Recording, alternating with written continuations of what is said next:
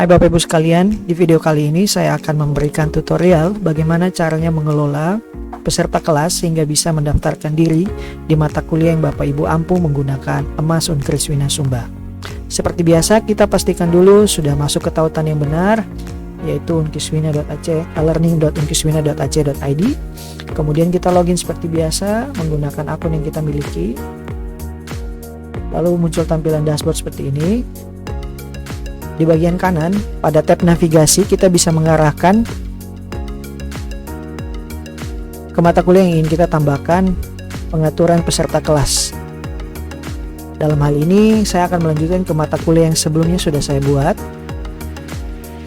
Di sini tampilannya masih kosong. Untuk menambahkan peserta kelas ke dalam mata kuliah yang ini, caranya Bapak Ibu bisa scroll ke bagian bawah. Terdapat tombol pilihan user, di sebelah kiri ini ada panah, tekan tombolnya. Lalu pilih enrollment method. Klik saja enrollment method.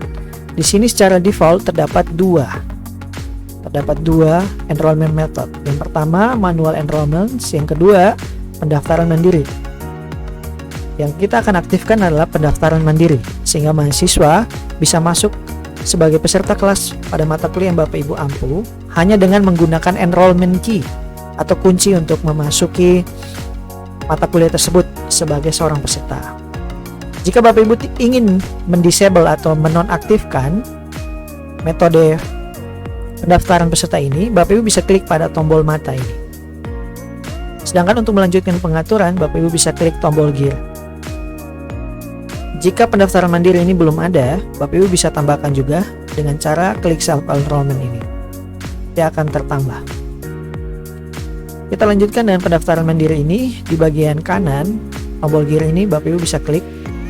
Nanti akan muncul seperti ini. Bapak Ibu bisa ganti namanya, kalau misalnya masih menggunakan bahasa Inggris self enrollment, Bapak Ibu bisa ganti. Nah, karena saya akan membuat pendaftaran untuk mahasiswa, maka saya ganti bukan pendaftaran mandiri, melainkan pendaftaran mahasiswa. Sehingga ketika mereka mau masuk, mereka tahu bahwa itu untuk pendaftaran mahasiswa. Lalu di bagian bawah, allow existing enrollments, ini kasih yes. Lalu allow new enrollments, ya kasih yes juga. Lalu enrollment key, ini Bapak Ibu bisa isi dengan kunci pendaftaran yang Bapak Ibu ingin kasih ke mereka. Nah, di sini Bapak Ibu bisa kasih satu kunci tertentu. Misalkan saya kasih algo huruf kecil semua dash 1 dash 2022 sebagai contoh saja. Kalau sudah, Bapak Ibu bisa tekan tombol enter. Kemudian untuk Bapak Ibu yang menggunakan enrollment key buat grup atau lebih dari satu kelas, Bapak Ibu bisa tandai yes untuk ini. Tapi kalau tidak, Bapak Ibu bisa no. Jadi tujuannya adalah setiap kunci yang Bapak Ibu buat pada masing-masing kelas itu akan membuat peserta kelas masuk secara otomatis ke grup-grup tersebut. Misalkan kunci untuk kelas A, maka dia akan masuk ke dalam kelas A dan seterusnya.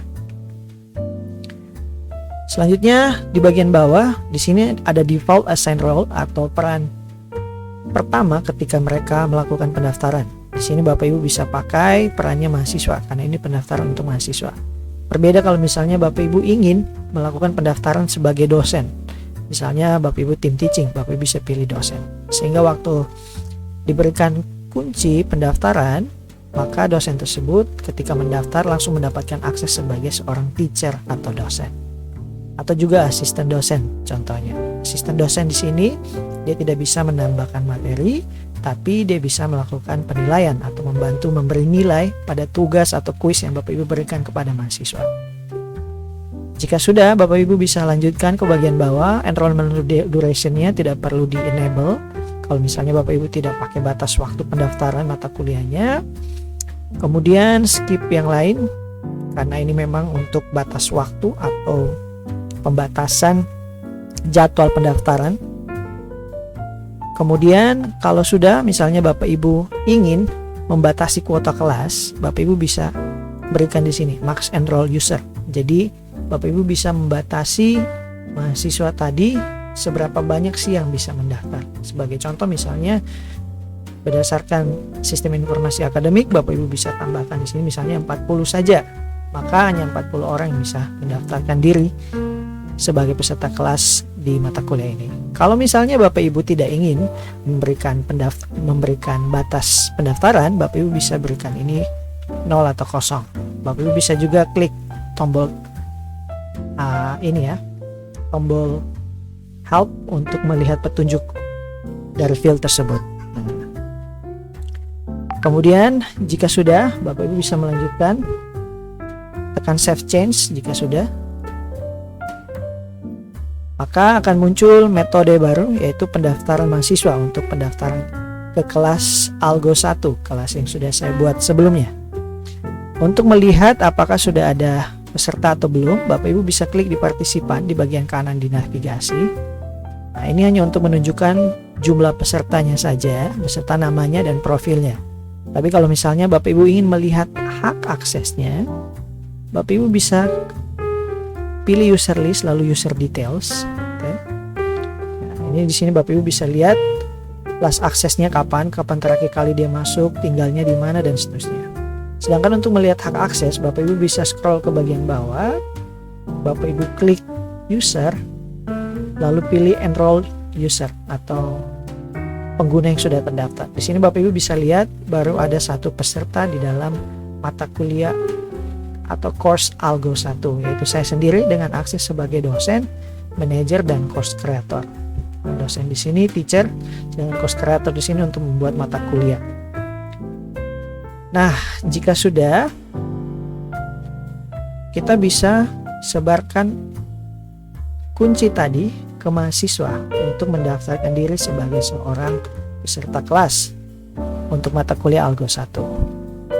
Oke, untuk melakukan uji coba, di bagian kanan kita logout dulu. Ini saya akan menggantikan akun saya dengan akun mahasiswa. Saya login, lalu saya masukkan student. Oke, jika sudah saya login. Nah, di sini waktu saya masuk, ini saya sebagai seorang mahasiswa. Tampilannya seperti ini. Jika mahasiswa tadi belum terdaftar pada Spada, maka dia akan memberikan rekomendasi untuk mendaftar. Ini bisa diabaikan karena sifatnya opsional, tapi kalau mau untuk mendaftarkan pun tidak masalah. Kemudian untuk mencari mata kuliah di bagian kanan atas, saya ketik nama singkat dari mata kuliah tadi, Algo. Di sini ada beberapa Algo yang muncul. Ada Algo 1, Algo 2 dan seterusnya. Yang saya mau masuk tadi adalah Algo 1.